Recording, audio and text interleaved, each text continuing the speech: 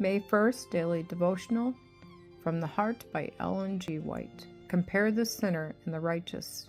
Yea, though I walk through the valley of the shadow of death, I will fear no evil, for you are with me. Your rod and your staff, they comfort me.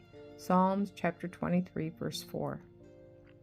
We often hear the life of Christians described as being filled with trials, sadness, and sorrow, with but little to cheer and comfort.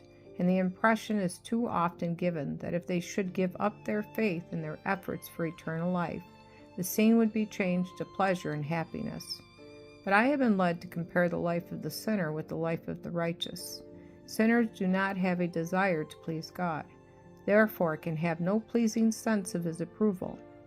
They do not enjoy their state of sin and worldly pleasure without trouble. They feel deeply the ills of this mortal life. Oh yes, at times they are fearfully troubled. They fear God, but do not love Him. Are sinners free from disappointment, perplexity, earthly losses, poverty, and distress? Oh no. In this respect, they are no more secure than the righteous. They often suffer lingering sicknesses, yet have no strong and mighty arm to lean upon, no strengthening grace from a higher power to support them. In their weakness, they must lean upon their own strength.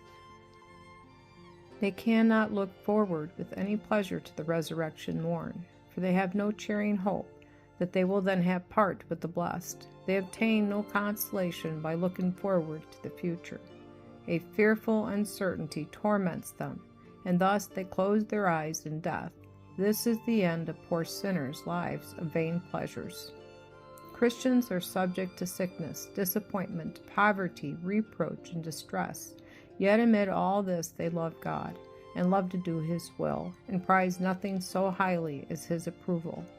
In the conflicts, trials, and changing scenes of this life, they know that there is one who understands it all, one who will bend His ear low to the cries of the sorrowful and distressed, one who can sympathize with every sorrow and soothe the keenest anguish of every heart. He has invited the sorrowing ones to come to Him and find rest. Amid all their affliction, Christians have strong consolation, and if they suffer a lingering, distressing sickness before they close their eyes in death, they can with cheerfulness bear it all, for they hold communion with their Redeemer.